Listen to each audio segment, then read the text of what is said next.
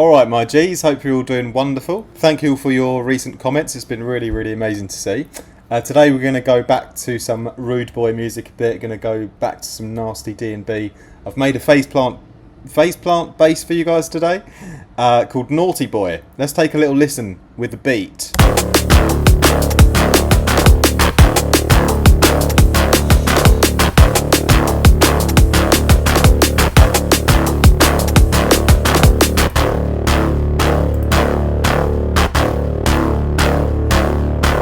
So very simple, just melody-wise, just one note, but the tonality is excellent.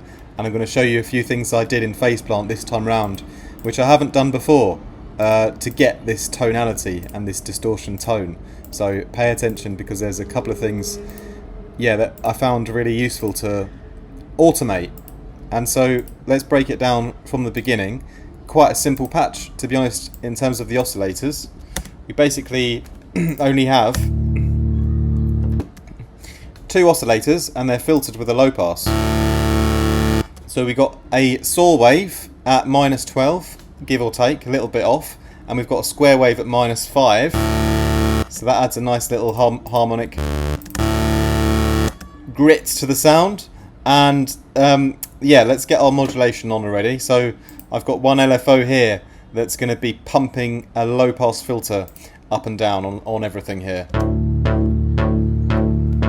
So we're opening and closing that low pass on both oscillators, and the LFO, as you see here, 6/16, nice ramp down shape. There's a little bit of pulse width modulation going on as well. On the square wave, I've got the pulse width smashing to the left a little bit here on the LFO, just to change the tonality up a little bit.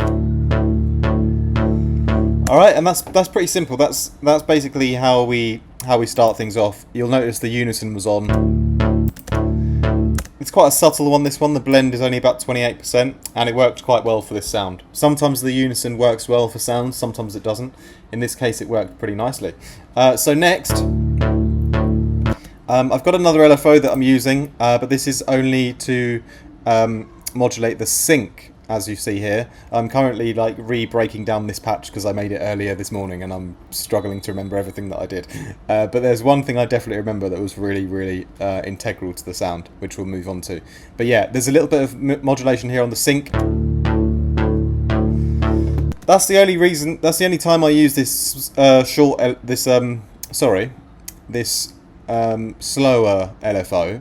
The only time I use it, and it's just, provides a bit of variation as the note is held down, essentially. But everything else is just going to be tracked to this main ramp down movement. But yeah, next let's show you what I did to really get the tonality in, and that's by modulating the shaper table. All right, so I used to always modulate the actual table kind of position here,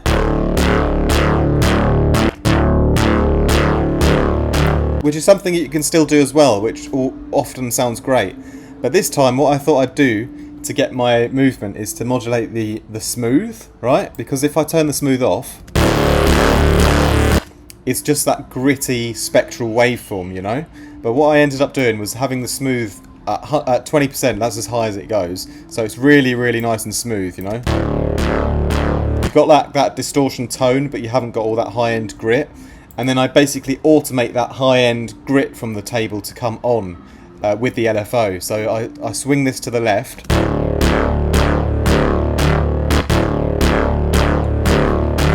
And then it's putting that grit into the sound on the LFO, which is wonderful. Alright, so that's the main tip for this video, is actually go and deep dive into automating some of these parameters, like the phase as well here. Yeah, I automated the phase position just a little bit, and that provided a little subtle change to the tonality as the LFO goes down. The tonality changes a little bit, making it a bit more natural. But yeah, the smooth mode has the heavy automation on. All right, but yeah, really cool thing that I haven't really tried before is to use these settings in the shaper table in a creative way to create the tone. That's really the main place where the tone of the sound is created, you know. So as you can hear, it already sounds pretty good like this.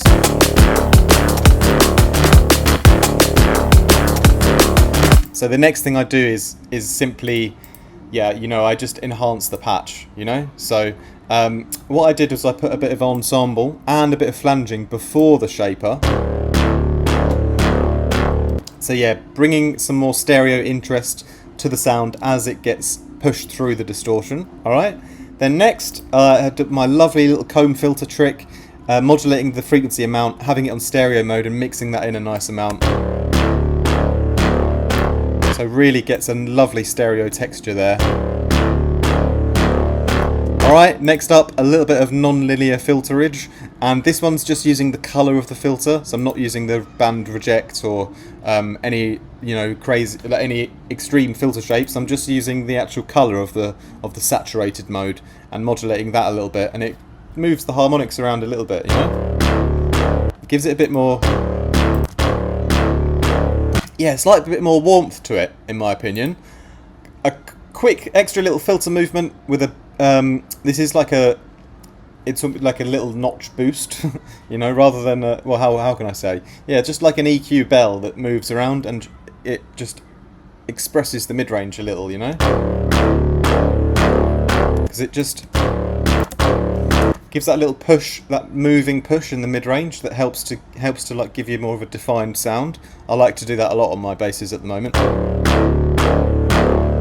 All right, here I've gone for a classic cutting out the mud, not because I had to, alright, so don't shoot me, because I always mention that, you know, cutting out the mud is not a thing that you have to do. It's just this sound, it had, yeah, it felt a little bit,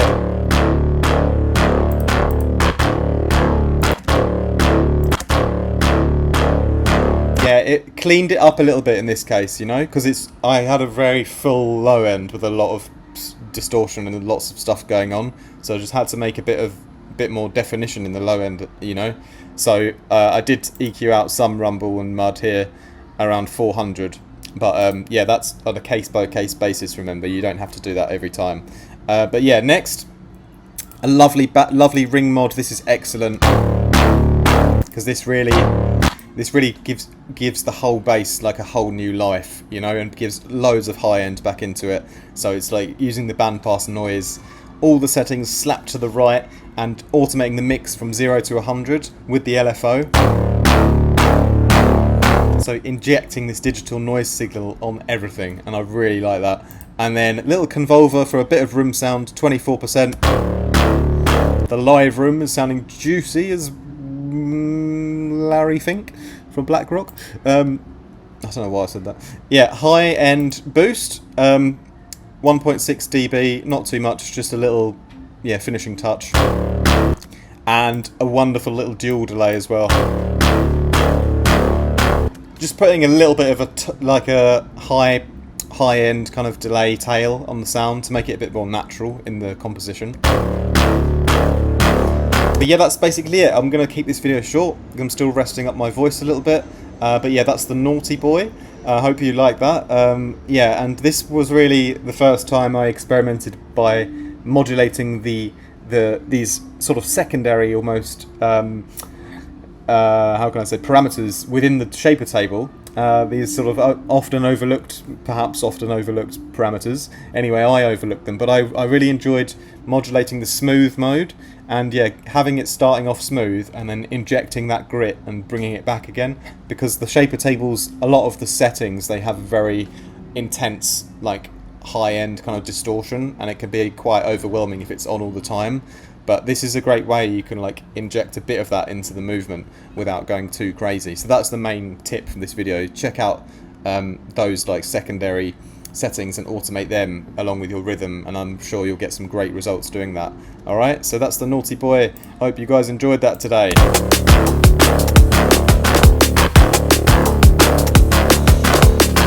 Alright my G's, thank you very much for watching. Thanks for all your support on the channel, really means a lot to me.